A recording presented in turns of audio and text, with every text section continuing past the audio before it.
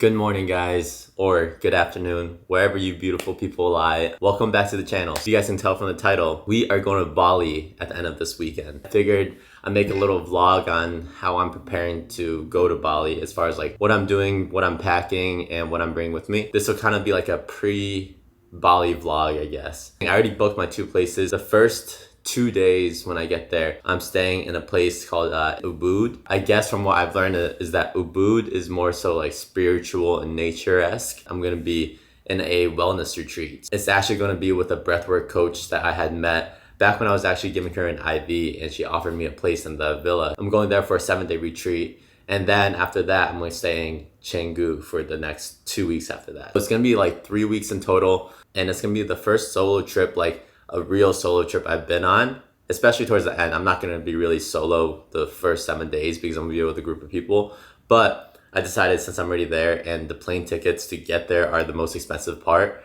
I figured I might as well stay there for another couple of weeks to just kind of, try to experience the culture. And a lot of times I feel like right now when it comes to traveling somewhere like overseas or to another country, the way I want to do it is be able to kind of stay there for not just like 4 or 5 days on vacation, but stay there for like 2-3 weeks and just like work, make content, and do whatever it is that I can do while I'm there. I'm excited. I've never been to Bali. It's on my checklist, and it's crazy because in the beginning of the year, right, I wrote down my goals, and I remember I wrote down these goals. I was on the airplane flying back from Connecticut to San Diego. On the traveling part, I said try to travel at least once a month, which we haven't been the best at, but we did travel more as far as like other states and stuff. But I had a goal that said travel out the country 2 times. This year, now that we're hitting August, Bali is my first one. And then there's one more I have coming up, which I don't know if I want to tell y'all yet, but we have 2 out the country trips booked. And I'm so excited for it because I feel like traveling in the country is nice, but I think I heard it was Mike Thurston said that US people don't like to travel out the US. And I was like, that's so true. Whenever I see influencers from like other countries, they're always going to like different countries like Marbella, Dubai, Netherlands, or whatever, right? So they're always traveling to other countries. And when it comes to like people who live in the US, I feel like we're so comfortable where we are that we don't experience the other cultures. I did the stupid thing here. You see that wet stain? Because I was like doing that whole journaling thing you saw. I went to go check what time it was with my pen in my hand. I touched my phone and I scratched the side of it. If you guys have a white couch, be careful with pens around the area because they will easily hit it.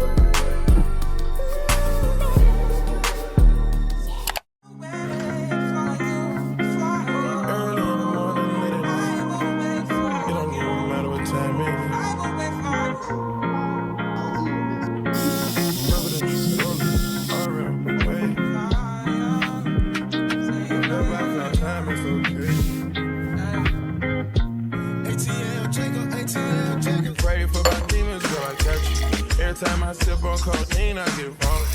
Annoying the sounds of the storm when it comes. She understand I can't take her everywhere.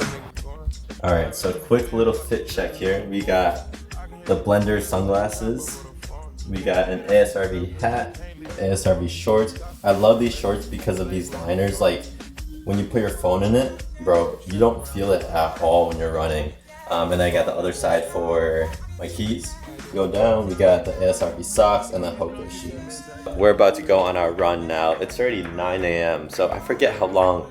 It's been a minute since I kind of hopped on the vlog like this, so I forgot how long it takes to kind of film and get ready and stuff, but it'll probably take an hour to do this whole run. I'm still thinking 7-ish miles. It takes me about 25 minutes to do 5 miles, so probably like 45 minutes actually to do the whole 7, and maybe I end up pushing it to 10, we'll see. But what we're gonna do is run straight down here, so kids can see that. I'll run straight down here. Actually, let's go back. So what I like to do is I start here, I run straight down here, hopefully you guys can still hear me, and then I pretty much run all the way towards like the water over there, where Petco Park is, which is the baseball stadium, and then from there, there's like a straightaway by the pier where I'll do like a little like dynamic warm-up, and I'll run all the way down towards, I don't know if you can see that down there. That's kind of my go-to route. When you're in the city, it's a bit tough to move around with all the stoplights. So if I can get all the way to the edge and then just go alongside the water, it's beautiful. It's a nice vibe. And people are always out and about. Feel like you're with like the tourists and everyone else out here. So I'm gonna get this thing started. Hopefully you guys have enjoyed this video so far. Remember to subscribe if you aren't subscribing already. Like the video, comment down so far what you like. There's a little bit more into this video, but yeah, I forget how long it takes. So let's get this done.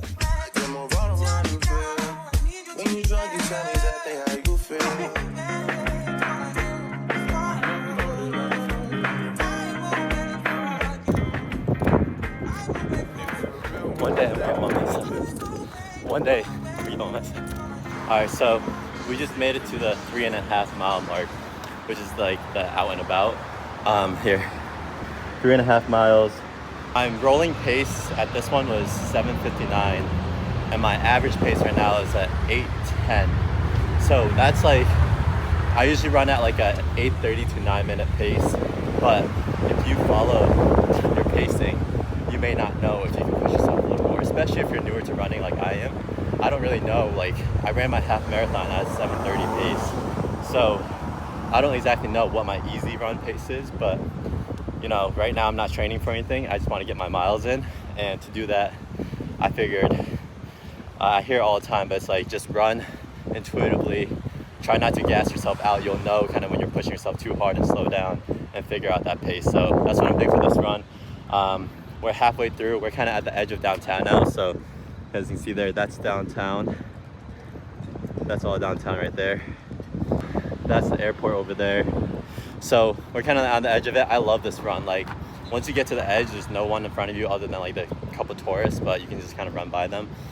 And it just reminds you, like when you live in like a beautiful city like San Diego, you can get used to it a bit too much, where like I get caught up in work and I don't appreciate it as much. So being able to kind of do these runs and just get outside and just enjoy it, it just reminds you like where you're at and where you're I don't know, it's nice to just kind of see it from a fresh pair of eyes, I guess. You can get so stuck into work that you forget about like where you live, and people literally come to the city on vacation, like everyone's here right now for Comic-Con stuff. So yeah, that's my little rant, but I'm gonna go finish up this run. Hopefully you guys enjoyed whatever mix was kind of in here, but we got a big day, or a busy day ahead before we start up, so we gotta finish this up. Peace.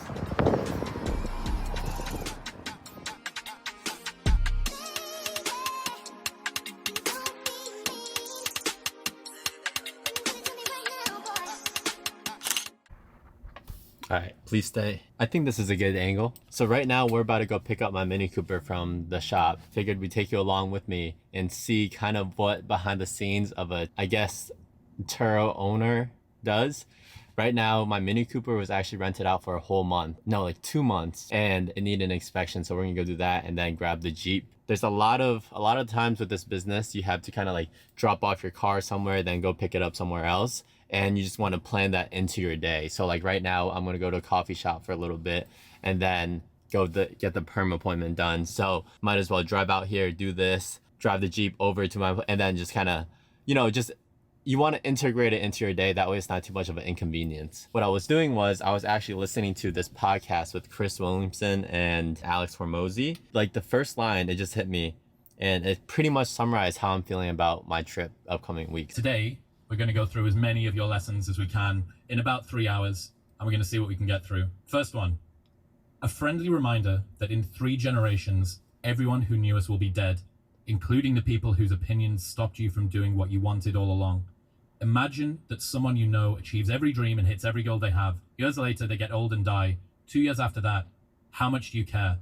About as much as everyone else will if you accomplish your goals and dreams. Do it for you. Right there, like that first line, and this is like the first minute of the video, and I've already watched this podcast a couple times before, but that first line just like each time is like the perfect opener, because it is something I've been thinking about more and more this past year. is like where do I see myself, especially if I were to die? And I feel like I do think about death a lot, and more so like not about dying, but about like what I want to do if I were to die, I guess. And like that's kind of like dark, but it's true because this whole week and the last week, I've been thinking about certain relationships I have and thinking about what I'm doing right now and thinking about like what my plans are these upcoming months with my travels and where like I want to live in the future. And it just makes me think like, if there was nothing holding me back, where do I really see myself in these next couple of years? Like, what do I see myself doing? Where do I see myself living? Where do I see myself? Who am I with? What relationships am I maintaining? And it's such a hard thing because I've always been on this type, wanting to push myself to go to this next level and like do something different. And, you know, I moved from Connecticut to California and I stopped doing nursing because I wanted to pursue something like content creating and online coaching as my business and become more like this entrepreneur. I feel like I'm always trying to like get to this next step, but it makes me think as, you know, I get older and as, you know, when am I supposed to have like that, have that stability, that like easy life, I guess, where it's like, you know, you're not worried about making a certain amount of money. You just want to live comfortably with this like nice family cruise. And I don't know, because I feel like I'm always trying to step it up. And I don't know if it's like inside of me that, you know, isn't satisfied. You know, I have certain people I haven't talked to in like months, and like certain people who I haven't talked to in like weeks I used to talk to every single day. And this whole like rant right here is more so inspired by the fact that I hope I'm making the right decisions for myself, but I know that, you know, life is short, and as a young adult, I have to take these risks and decisions at the moment. And sometimes it's not going to make everybody happy, but maybe down the line, people, you know, I'll regret this decision. Maybe down the line, I'll change my mind. But for now, I feel like I had to just take it one foot after another. And as long as I'm being true with myself and I'm not just being like a whole piece of shit, then maybe I'm in the right place. I don't know, guys. If you guys feel the same, please let me know down below. Or am I just the one going through it? I need a therapist. I've been saying it since 2018. I need a therapist. But until then, we're going to go pick up this car. I'm going to slug this down real quick. This is, it's from my old meal prep company called Fresh and Lean. You can see that. They started adding these juices that they would make. So they're cold pressed juices. This one has orange, lime, ginger, and turmeric in it. And it's unfortunate because this company, Fresh and Lean, they went actually bankrupt. Out of the blue a week ago, rep was like, yeah, we're going to file for Section 11, Chapter 11. So I had these just laying around, but I had to finish them before they go bad. We're going to take this down. We're going to go pick up this car. We're going to go drive this car over to my other car. We're going to drop it off, and then we're going to drive the other car back to where I usually keep my cars and come back to this car. Huh?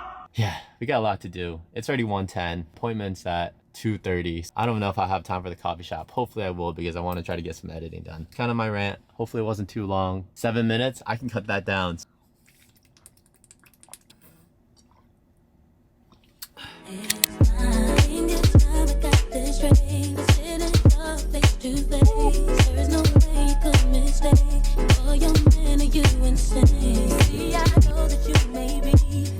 Usually I'll drop it off at the airport or something, and then all my cars have a lockbox here.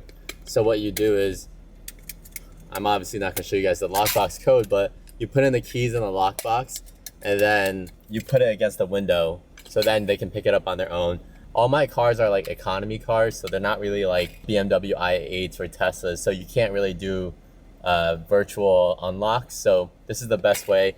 And realistically, this is like, Turo is one of those businesses that I started back in January of 2022, and I wanted to grow it, but I'm at the point now where, since most of my business is online, for me to tie myself down to a location with cars, it might not be the best decision. So right now, the business does great. Like, if you guys are thinking about doing Turo, just be sure you look into the market in your area. But in San Diego, people are usually on vacation here, so it is a good business. It's just, it's not the biggest profit unless you have one of those sports cars, like a, you know, if you had like a Ferrari or something like that and you put it on there, you're gonna be making like $2,000 a day or something.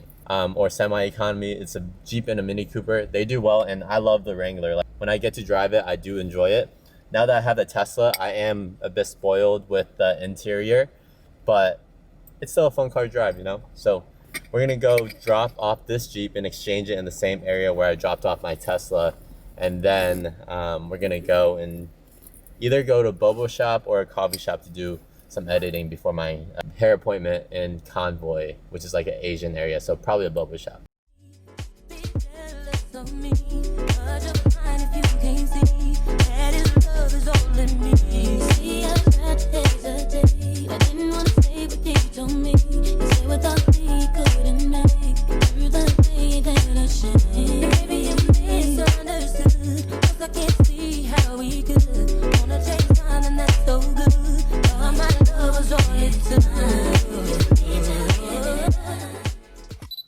We are back. Did the curls up here, and it's kind of like a downwards perm. Did blow dry, which is why you see all the volume. They're so nice in there. They gave me this little volume thing for free. El Labor Le Volume. About once a month you're supposed to cut it, and I don't let my barber, normally he only cuts the sides, he doesn't cut the top. So I see my barber who does my fades every week. They do this once a month. It's a nice little routine. Again, I said this in my last perm video, but if you're an Asian male and you have hair, experiment. You know, I've had color in it, I've had perms before, and I feel like so many people are against it because they think it's still a different thing. But honestly, like, if you have it, for the longest time I wouldn't do it just because I felt like everyone would laugh at me. But then since I started doing it, I started getting more compliments, and the compliments don't come from people that know you, which is funny enough because it's so different. It comes from like the random strangers that walk around the street. If someone's never seen you before, I bet you that they're gonna like it more than you think they will. Hey.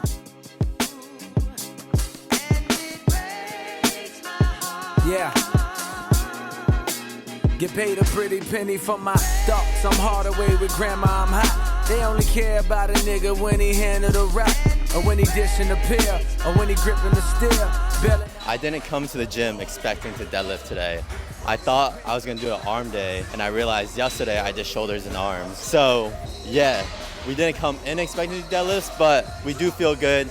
We carved up yesterday. We went out for like fajitas, so I feel good. I get good sleep. We're gonna do 275. The target's 4 to 7 right now, especially with how my legs, I run 3 days a week, so there's only so much I can maintain with strength, especially with these compound lifts. It's kind of taxing on my legs if I do anything heavier. We're gonna try to get 4 to 7 reps with this. I think we'll probably hit 5. Bro, I won't even lie. For some reason, Mexican food does not sit well with me the next day. And let's just say it took me like an hour and a half to get out the house before I had to. Our last heavy workout before Bali. So we're 2 days out from Bali. We go to LA tomorrow, and then we fly out Sundays. Last good workout, and then we'll try to get a sweat in on a Stairmaster and just have a good time here. It is loud too, so I'm not trying to get copyrighted, so let's end off here. Like a young Richard Pryor with unforgettable quotes. They only care about a nigga when he telling a joke, or when he selling his dope. They tell the reverend man I'd rather get to heaven with coke than live in hell and be broke. Shout out the black man who beat the odds by yelling for hope. Today he asked if I could Twitter y'all and tell you. We just finished up deadlifts and pull-ups. I hope y'all can hear me. My current training style, what we're doing is it's pretty much supersets the whole workout. The whole workout is 4 different supersets. Every movement has an accessory movement as a superset. I had deadlifts and then pull-ups, shoulder press, upright rows, close grip T-bar, hammer strength high row machine, and then an incline chest press machine fly. I'm not trying to go for like strength PRs, I'm going for more volume. Each compound or heavy movement up with a accessory movement or machine. We got 3 more movements left, and my battery's on, I think, like 10% now. So whatever you get left from this is all you're gonna get, because after that, we're done. In the base, it's like I'm whipped still, I'm fucking them all. They only care about a nigga when he dunking the ball, man. And to break my heart, yeah. Stage, I just play my part. Look, I tell you wouldn't know the truth if it was right there in your face. See, I can't explain the feeling when the fence around your place. In that PJ Rose, I drink that shit there by the case. Like somebody pray for me, Reverend Run past the mace. See, I do this for my homie, he got caught with a soft 8.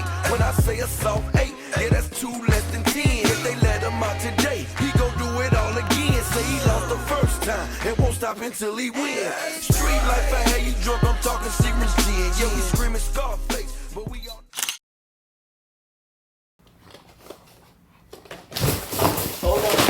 Alright, so we got a couple boxes here from Amazon Prime Day, and I figured let's just show y'all what we got. Some of these packages are actually going to be stuff for Bali, and then some other things are just things I picked up. First, I'm told that it's called Travel Line. Bali. I'm terrified of getting Bali belly. I refuse to let my vacation get ruined by food poisoning. So I decided to get some of these because I got a lot of reviews. They said to eat this right before you eat your meals and everything like that. Hopefully there's 30 servings on here. To the gods, I don't get Bali belly, but this should help. Oh, you can see that. It's curling cream. Bug spray. Bali is also known for there's gonna be mosquitoes everywhere, and I am a mosquito magnet. So just like I refuse to get Bali belly, I also refuse to get eaten alive in Bali. So these Amazon packages for Prime Day were kind of stuff I just needed, and I just kind of waited until Prime Day hit, and I just bought everything all at once. Travel adapter, see this? So essentially what this does is right here, it has 3 different, I guess, modes, different countries. US, Australia, one says UK, one says EU. And then you just slide this out. So this is the US, so this is what UK looks like. This is for EU. They also have like this like multiple type of adapter, USB-C there, and 2 USBs and 2 USB-Cs there. Oh, here we got I'm not gonna open this yet, but it's a SSD. So if you guys don't know, SSDs are like the best way to edit. I have one on this is what they look like. Best way to edit on your laptop, because you essentially want to transfer your SD card into your SSD card, then you can use this. It has a terabyte in this one. A wireless charger, a travel pack. You fold it open and you can charge your phone, you can charge your Apple Watch, and also your AirPods. Here, I don't wear Birkenstocks. That's not my thing, but because I'm going to Bali, I decided let me just cop a pair that kind of could go with most of the outfits I'm going to wear. So we just got one of these. It was off Amazon. It was like 30 bucks or something like that. It got really good reviews and it fits well. So we're going to bring it with us to Bali. Paper towel, more paper towel.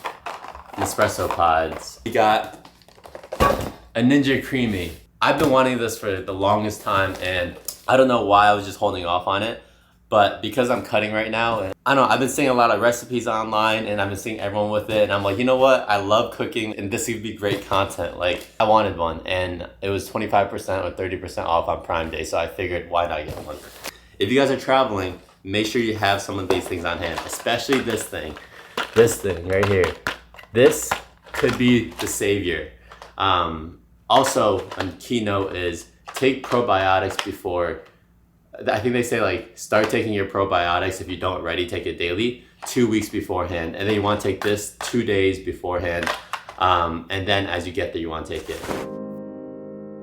Now this is a story all about how my life got flipped, turned upside down, and I'd like to take a minute, just sit right there. I'll tell you how I became the prince of a town called Bel-Air in West Philadelphia. Born and raised on the playground is where I spent most of my days, chilling out, maxing, relaxing, all cool and all, shooting some b-ball outside of the school when a couple of guys who were up to no good started making trouble in my neighborhood. I got in one little fight and my mom got scared and said, "You're moving with your auntie and uncle in Bel-Air."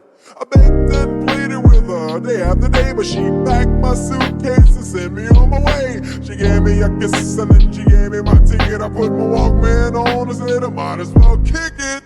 First class, yo, this is bad. Drinking orange juice out of a champagne glass. Is this what the people of Bel-Air living like? This might be alright. But wait, I hear the perceived bourgeois and all that. Is this the type of place that they should send this cool cat? I don't think so. I see when I get there. I hope they're prepared for the Prince of Bel-Air. The plane landed, and when I came out, there was a dude look like a cop standing there with my name out. I ain't trying to get arrested yet. I just got here. I sprang with the quickness like lightning disappeared. I whistled for a cab, and when it came near, the license plate said fresher than a dice in the mirror. If anything, I could say that this cab was rare, but I thought, man, forget it. Yo, home to Bel-Air. To the house about 7 or 8, and I yelled to the cabbie, "Yo, home, smell you later." Looked at my kingdom, I was finally there to sit on my throne as the Prince of Bel-Air.